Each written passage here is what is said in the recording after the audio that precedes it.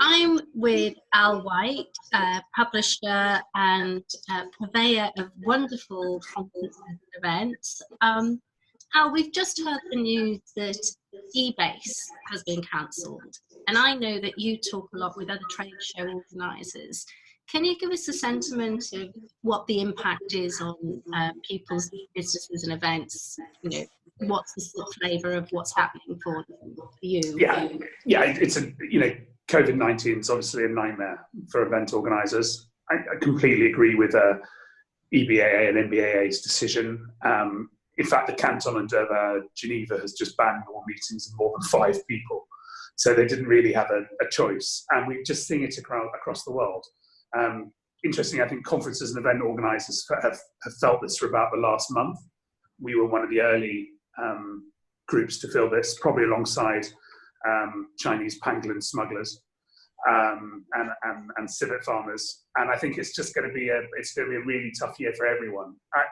There's a lot of talk about how this will be an opportunity for virtual events, but I think there's still nothing that can beat a face-to-face meeting. And I think there's going to be, hopefully there'll be a lot of pent-up demand when this clears up. But until then, it's just very, very tough. And I totally agree. And one of the things I do always love about you is that you have a smile on your face when describing, which is obviously something very difficult for you and your business. And could you outline a little bit more about the impact on the industry, as much as you can today, not just what's happening now, but what are sentiments? Because live events are special. They just are. It's way better than anything. Yeah, I think so. And I think people continue thinking that. I think we've got 2 problems. I think one is that you've got COVID-19, you've got the biological problem, we shouldn't forget, at the end of the day, people are dying as well. And frankly, that's far more important than us having to postpone an event or cancel an event. But then after that, we've got the economic problem.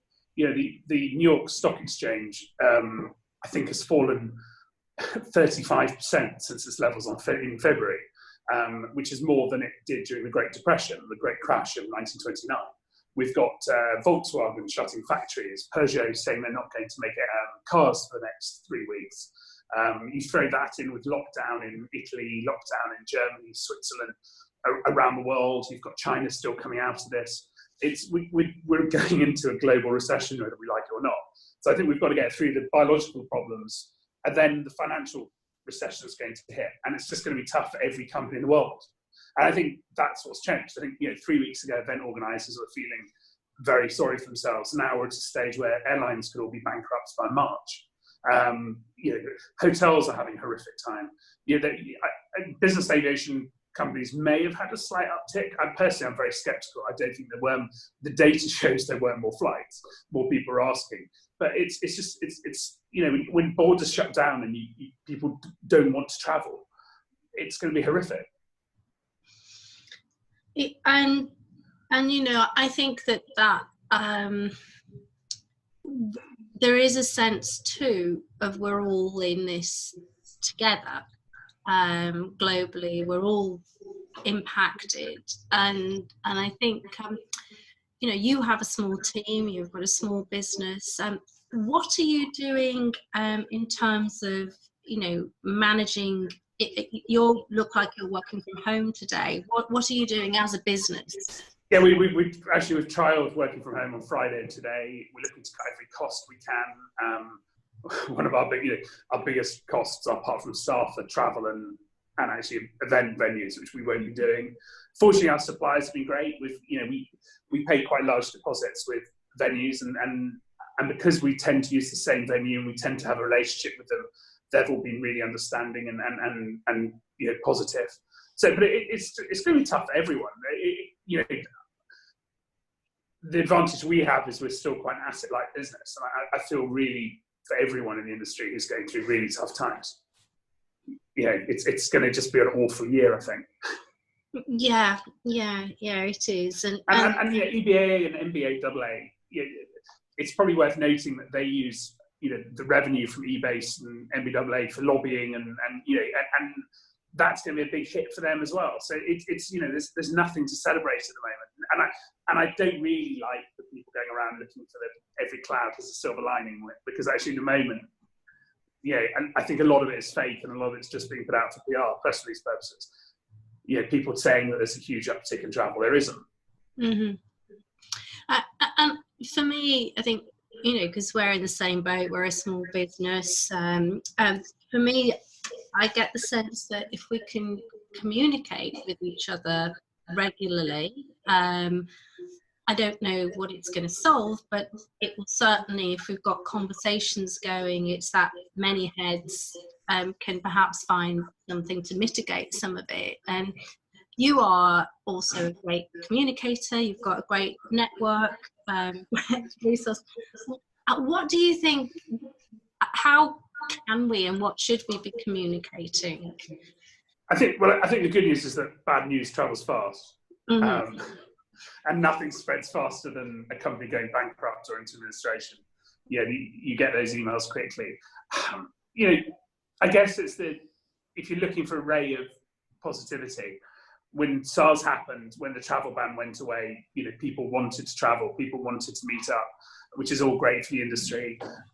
Yeah, historically, if you go back, you know, 400 years, every time there's a pandemic, economies bounce back quickly.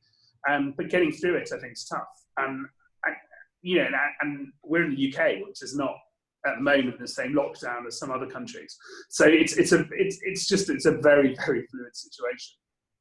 Yeah, it is, and I think one of the things that you can do, you know, if you do have a very wide readership of your 1 minute week, and I think a lot of people will be looking to you as dare I say, an influencer, and your, you know, the company as an influencer, what you collate to communicate. What would you like for people to be doing now, so that you get to hear, in the absence of lots of press events and all the rest of it?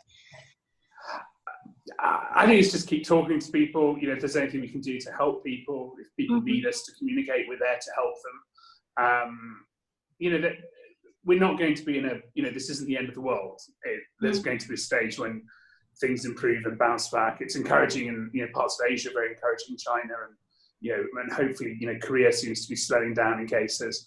And I think we've just got, and you know, and actually Lombardy in North Italy seems to be slowing down. But I think it's just going to be, you know, just everyone keep going and trying to keep calm as possible. Yeah. It's just really depressing, Liz. It is. I wish I had something better or positive to say as well. Mainly what I thought is, any of us who are in the communications sphere, if we can get messages out, people want to communicate with us, with you, if we can find a platform where, you know, I don't know that there's a solution, but if there are different things that people are doing that may benefit others, yeah, it is. I think we're all in shock, apart from anything else. So it's a bit hard to say anything. It's an amazing, like, it's a double, isn't it? You've got demand shock where people aren't travelling, and then you've got actual supply. You can't fly between countries. You can't, airports are shut. It's, you know, and it's hard I can't think of anyone who's benefiting from this at all. You know, in the business jet industry, there's lots of charter brokers have gone, we've had record demand, but not now, you haven't. And and you know, business aviation is often a lagging industry when other industries are crashing, and it's going to be hard. Like, no one's going to buy an aircraft, you know, when their share price has just gone down 15%. And 15% is pretty good today. You'd be happy with 15% if you're most companies. Yeah, I think as individuals and as businesses, everybody is going to have a good look internally as to what kind of solutions that we can come up with, because we all have to get through this period no matter what. You know, as you say, there's going to be some horrible things, and already horrible things happening, with that result of the potential of death for some people. I think, you know, it's right today in Europe. We've just had the news about eBay, so we're in shock. today. Although all knew it was coming. I know, but it's a bit like, for me, it's like I knew it was coming, but when it actually comes, you know, it's, yeah, this has happened too now. It's not a surprise, but I still feel a little of the impact. And I'm really sympathetic with the organisers, right? I think it's a horrible decision they've had to make, and you know, it's a big one, but you know, it's a very tough one. But they're right, 100% right. Yeah, of course, they couldn't do anything else. Even if the Canton of Geneva hadn't done the 5-person thing, they couldn't safely or reasonably do anything other than they had to do, you know, make the announcement last night. I think for the time being, I would love to come back to you as someone who has your finger on the pulse of the industry in perhaps a few days' time, if you're willing to talk. Of course, yeah. I've got loads of time at the moment. Yeah. Oh, thank you, Al. Thanks very much for okay. All right, take care. Great talking. Bye.